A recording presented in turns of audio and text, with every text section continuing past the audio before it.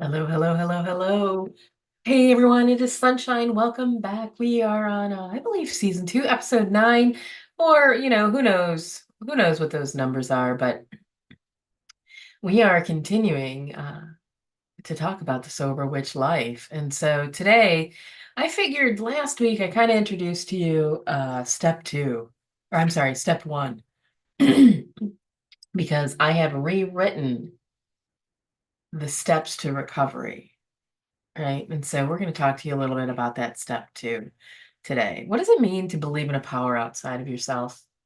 What does that really mean? And so I'm going to share a little bit of story that came up as I was prepping the notes as to what I might be able to share. And I have a client that I've worked with for pretty much 2 years, and that's some pretty intense one-on-one work that I've done with this particular client. Uh, and this was prior to me deciding to focus on helping support sober witches, right? So I didn't have that insight, or download quite yet. So I've been working with this client for just about 2 years, and I will often see these points of frustration, and we'll have these similar conversations to kind of what I'll be sharing with you here today. But one time in that frustration, I was like, I kind of asked him, like, where is this coming from? Like, what's behind all of this? And their sentiment was, I want to be like you. I want to have the relationship with your psychic abilities like you have. And I had to stop and I had to pause and I had to ponder that a bit. And, because I see and I witness them in a lot of beautiful abilities. I see a lot of their gifts. I've seen them help people. Um, I really have. And so, I stopped and I kind of asked my guides, I said, what is the difference here? Like, why is there a difference? Why are they experiencing this frustration? And, finally I told them, I said, the only difference is I don't second guess it anymore. You know, I don't have battles in my head as, whether or not I should follow something or not, or move forward or anything of that nature. I just do. I believe that the universe is always conspiring in my favor. And it doesn't mean that it's always going to be easy or anything of that nature, but I do. I believe that the universe is always conspiring in my favor. And so what it asks of me or what it puts in across my you know, across my path is meant for me and is meant to continue to lead me, into a better place in life. Like, it is truly this, step two, which is represented by, believing that there is a power outside of yourself that is able to be of help and assistance, right? Let me look at what the exact wording is for you, just so that I don't butcher it. I've come to believe that there's a power outside of myself that can guide me to high vibrations and lead me out of the dark and into the light. I truly believe that, right? And so today I want to talk to you a little bit about that power outside of yourself, because I do think that this is a point that people will often get caught up, right? And when we talk about a 12-step program, or, traditional 12-step program, that is this step that bases it in spirituality. It truly is. It is this step that does it. So you may call it God, goddesses, ancestors, angels, the universe, source, Gaia, Mama, Pachamama, spirit, uh, Lucifer, Satan, you may call it something else. You may call it, your guides. You may call it, you may have any particular name, but this particular step is really potent and important. The first step that we talked about in the last episode is admitting that you have an issue. Like, oh my God, I can no longer deal with this. It is now making my life more difficult. And for me, and for many folks that are going to be listening, that's going to be alcohol. But for you, it could be anything. It could be, drugs, alcohol, sex, chaos, violence, drama, shopping, food, sugar. I say it's whatever is robbing you of living your best possible life, right? You're going to need, right? To step into the path of recovery, you're going to need to accept that there is something outside of yourself that is going to be able to help, aid, and assist. And there may be people that are listening uh, and are saying, no, I didn't need it. I didn't, but I would beg to differ. I bet you there is something.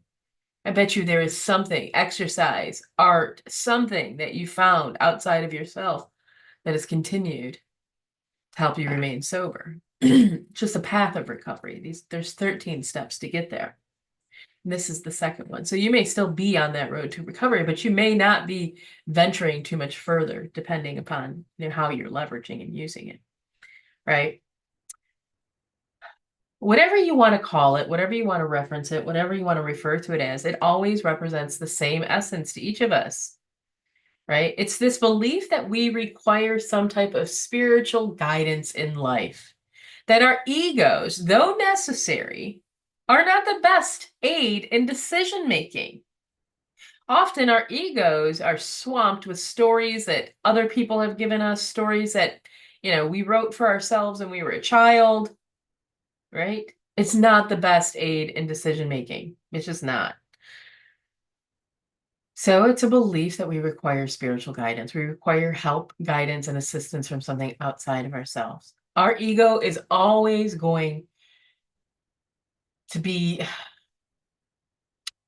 biased towards keeping us where we are, right? Our ego loves to stop, pause, and take a look in the mirror, right?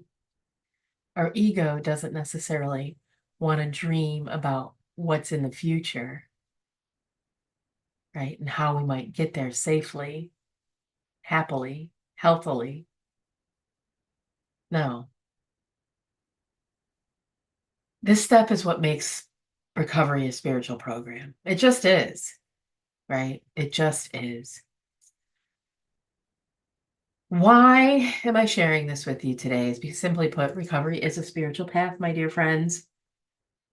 And no one needs to define what that path looks like but you, right?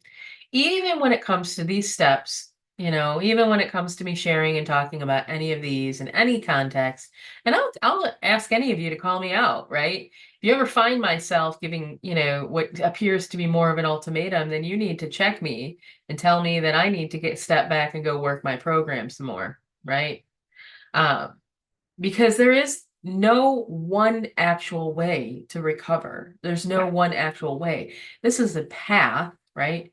And you may venture off that beaten path uh, and come back around, right? It's just over time, enough of this programming, right? These 12 steps at some point have worked for people long enough, substantially enough. And so now the rewrite, these 13 steps of recovery for the witch, is to look at the fact that a witch has a much different perspective on life, right? No one needs to define that path, though. Only you need to believe in it, right? Maybe it's an alien, maybe it's that you're, higher self or power outside of yourself, or maybe it's a fairy or fae or a demon. I'm not going to judge, right? It's up to you, whatever is going to keep you on that road to recovery, right? Only you need to believe in it. It is a spiritual path. The other reason why I'm sharing this is that you may be feeling some of that same frustration as I mentioned to that client, right? Maybe you've been listening to this and have recently relapsed, or maybe you're contemplating, or maybe you've tried a handful of times and you've just never made it past day one or something of that, or the weekend or something of that nature, right? And you're wondering why Spirit hasn't just helped you finally stop, right? Like, why hasn't Spirit just helped me stop for good, right? Maybe you stopped drinking and you're wondering why your life hasn't seemed to change, how it's not going as you've expected it to go, right? Everybody kept telling me that it was going to get better, right? There were the promises and I haven't seen them, right? Either side of that frustration coin needs the same thing to heal. It needs you to truly start believing that a power outside of yourself is the next step to recovery, right? And there's a reason why these are in an order, is they do build upon each other and build upon themselves. And you're going to see that in the next episode when I start talking about step 3. It needs you to surrender the how so that it can deliver you a better way of living.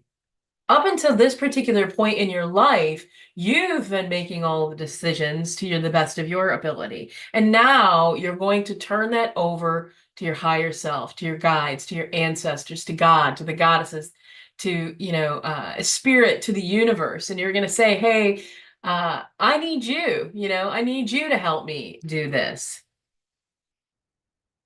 right? Because I've already tried my way, got me this far, but it's not going to get me to where I need to go next. All right, my dear friends. As always, you're never going to be on this journey alone as long as you are, checking out this podcast, maybe taking a look at anything else that I'm sharing. You can visit the Illuminate website, all that kind of good stuff. Or step 2. So stay tuned. I'm going to do each of the weeks moving forward. I think I'm just going to be talking about each of these steps one by one. So I hope you enjoy them. Hope you enjoy getting to know them a little bit more. Much love from me to all of you.